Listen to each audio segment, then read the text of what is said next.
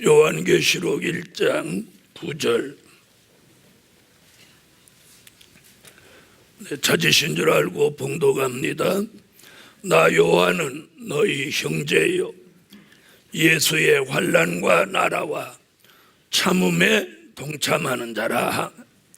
하나님의 말씀과 예수의 증거를 인하여 반모라 하는 섬에 있었더니, 고난주의를 맞이해서 함께 은혜 받을 말씀의 제목은 예수의 고난에 동참한 복된 종들. 예수의 고난에 동참한 복된 종들. 1년에 한 번씩 오는 고난주일, 우리가 그날만 십자가를 생각할 게 아니라 평소에도 그 예수님의 십자가 고난을 늘 생각하며 사는 그런 신앙의 사람이 되어야 합니다. 그래서 오늘 첫째, 예수님의 십자가를 깊이 생각하자. 마태복음 27장 35절 다 같이 읽어주세요.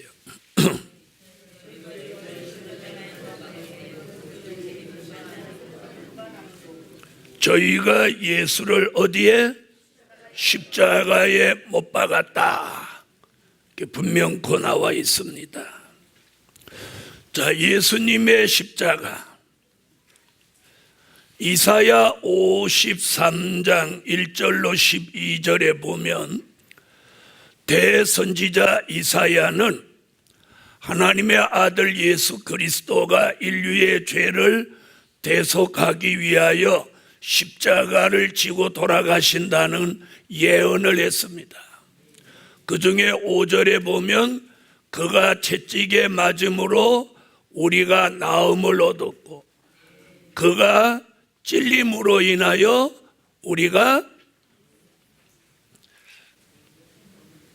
어떻게 됐다고? 자, 예수님의 십자가.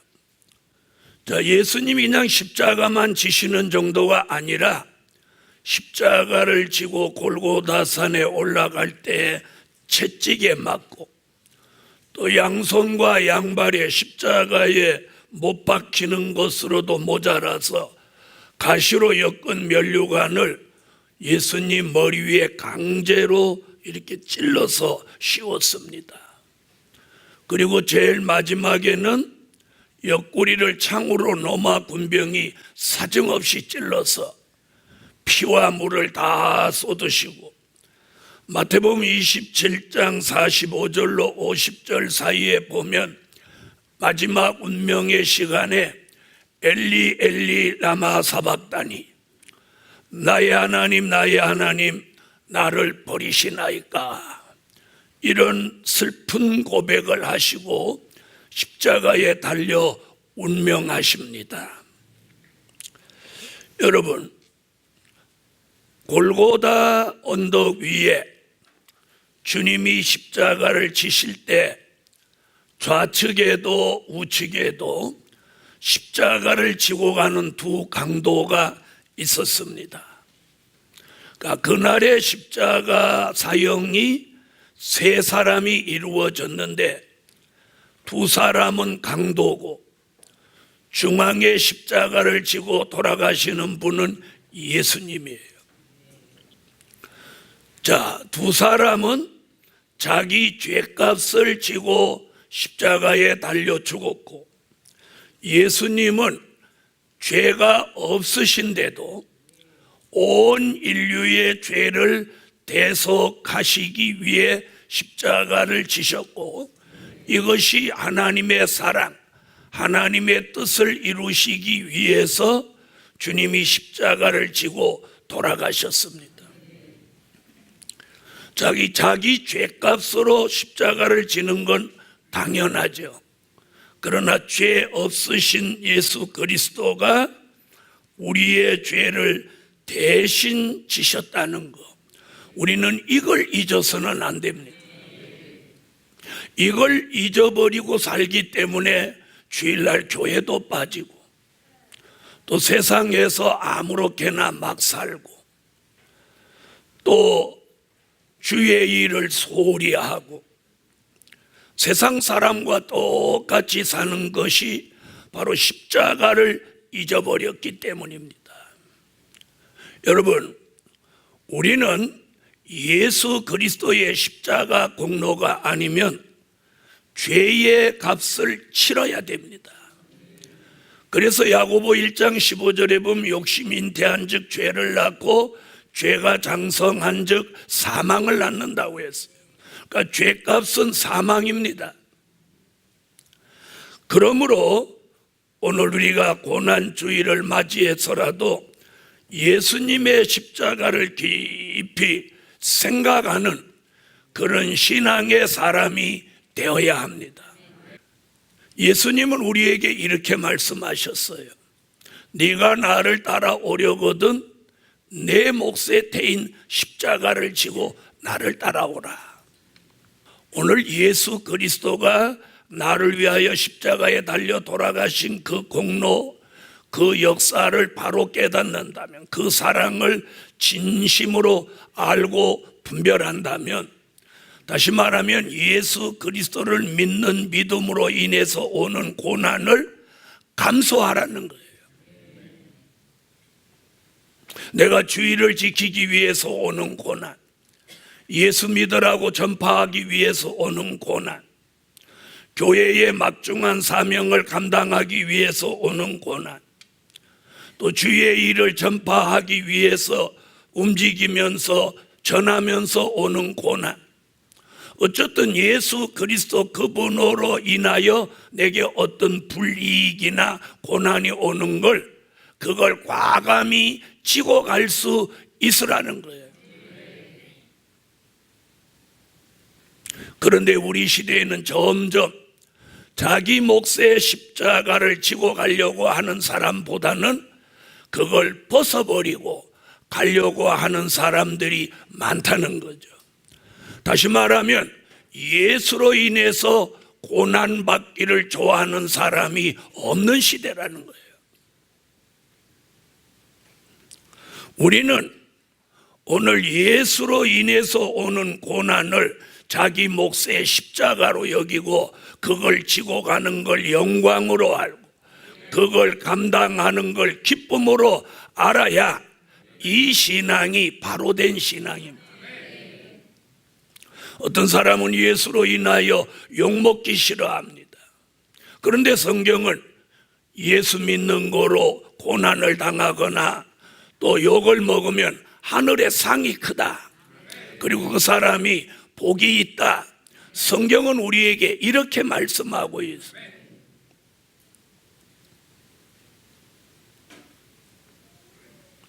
여러분, 예수님이 그 연약한 몸으로 그 무거운 십자가를 메고 골고다로 향하는 것을 우리가 한번 상상이나 해보십시오. 십자가에서 머리서부터 손, 발, 옆구리에서 피와 물이 막 쏟아져 내려오는 걸 한 번쯤 생각해 보십시오. 우리 자신이 그런 일을 겪은다고 하면 그 고통이 얼마나 아프겠습니까? 그 주님의 고통으로 인해서 우리는 죄사함을 얻었습니다. 그래서 요한계시록 1장 5절에 우리 죄에서 예수의 피로 우리를 죄에서 해방해 주셨다, 이렇게 말씀해 주셨어요. 예수의 피로 속죄받은 겁니다. 예수의 피로 속죄받아. 여러분, 십자가에서 강도가 흘린 피와 예수님의 흘린 피하고는 비교가 할 수 없어요. 강도가 흘린 피는 죄값을 치르는 피고, 예수님이 흘린 피는 우리의 죄를 대속하시는 보혈입니다. 그분의 피를 흘림으로 우리는 사망에서 생명을 얻게 된 것입니다. 그래서 오늘만이라도, 아니 오늘 십자가를 깊이 생각한 그 생각이 우리 1년을 지배하고 예수 십자가를 잊지 않는 신앙과 사상을 가지시기를 예수의 이름으로 축원합니다. 자, 두 번째는 예수의 고난에 동참한 복된 종들을 한 4가지만 소개를 할까 해요. 자, 첫째는 마태복음 27장 32절을 한번 찾아주세요.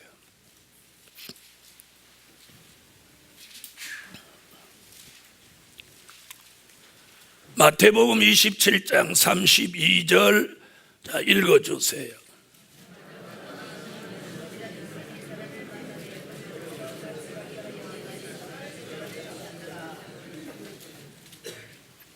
자, 여기 구레네 사람 시몬입니다. 자, 예수님이 골고다를 향해서 십자가를 지고 이렇게 가시는데 예수님이 힘이 없으니까 엎어지고 넘어지고 쓰러지고 그러는 거예요.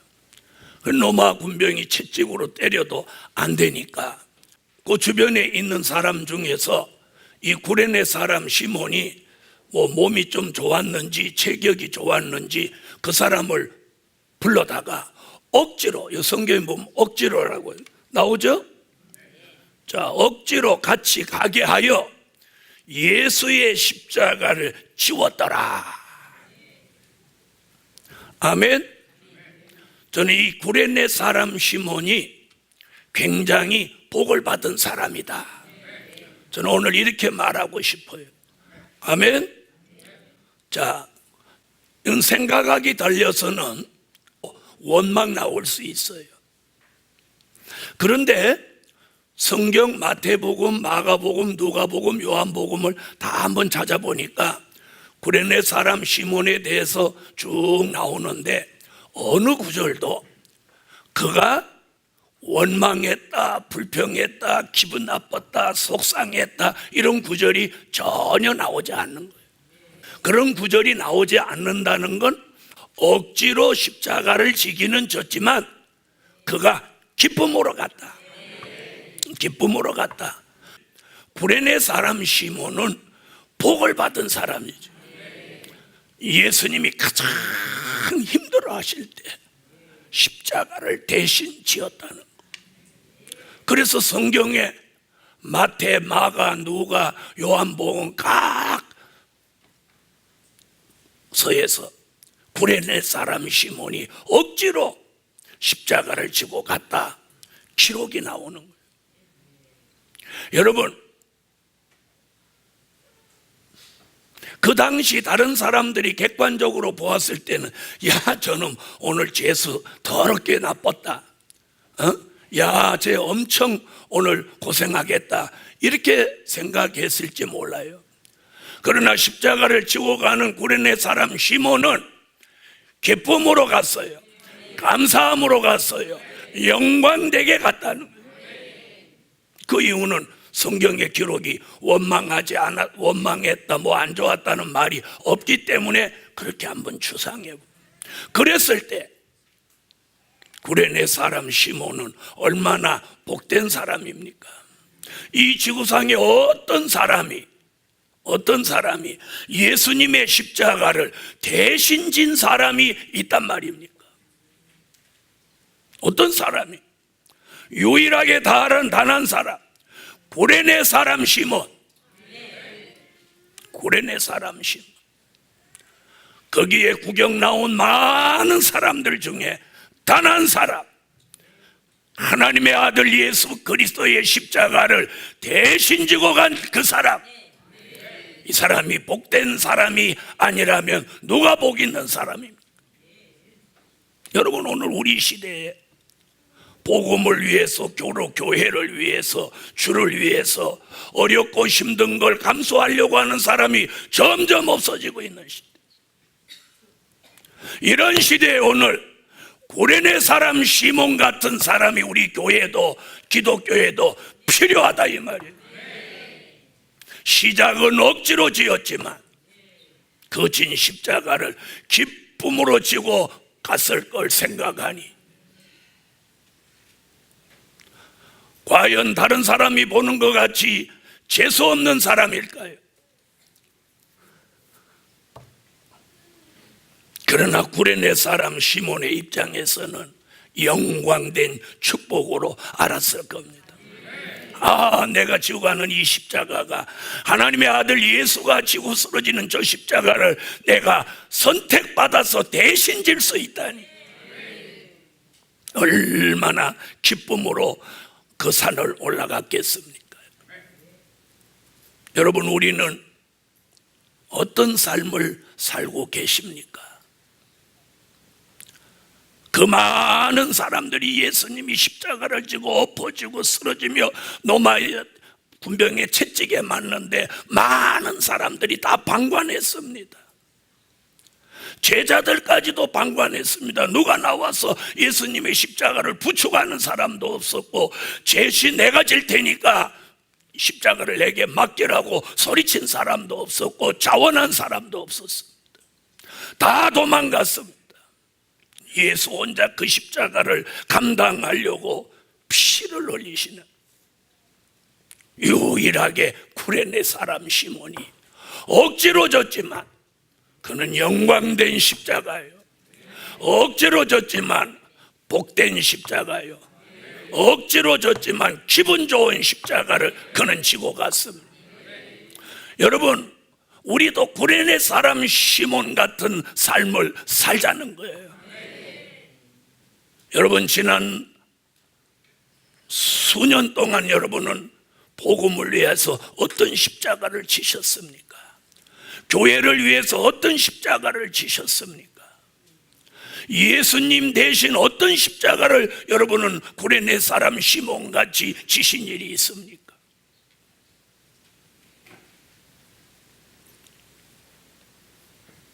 저는 오늘 이 구레네 사람 시몬을 통해서 은혜를 받고자 해요.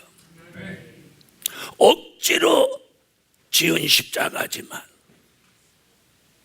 그 십자가를 지고 가면서 구레네 사람 시몬은 무슨 생각을 했을까? 앞에 가신 예수님의 뒤를 십자가 지고 대신 지고 주님을 뒤따라가는 그 구레네 사람 시몬, 사람들은 어떤 시선으로 그를 판단했을까? 주변에 숨어서 그 광경을 보는 제자들은 어떠했을까요? 내가 져야 되는데 저 사람이 졌구나. 아무도 용감하게 뛰어나와서 예수님의 나는 제자다, 그러니 예수님의 십자가를 내가 대신 지고 주님을 따라가겠다는 사람, 제자도 한 명도 없었습니다. 오병이어의 기적으로 떡과 물고기를 먹을 때 5,000명씩 먹었건만 5,000명 중에서도 한 명도 그 일에 자원한 사람 없었습니다. 여러분,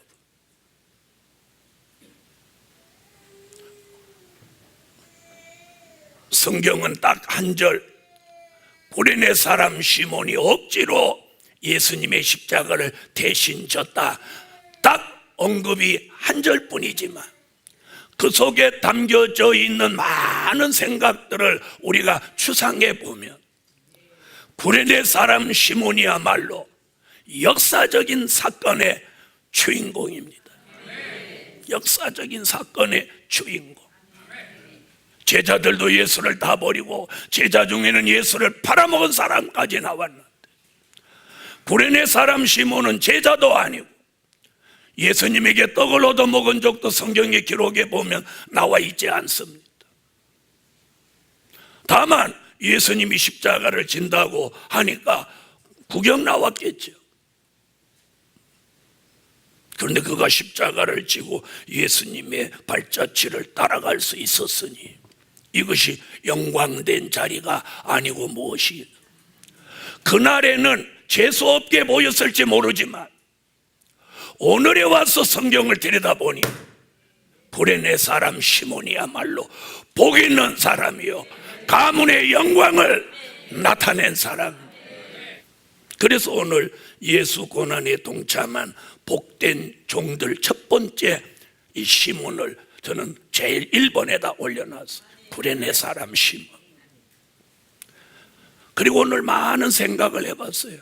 구레네 사람 시몬, 십자가를 지고 갈 때 그 마음이 어떠했을까?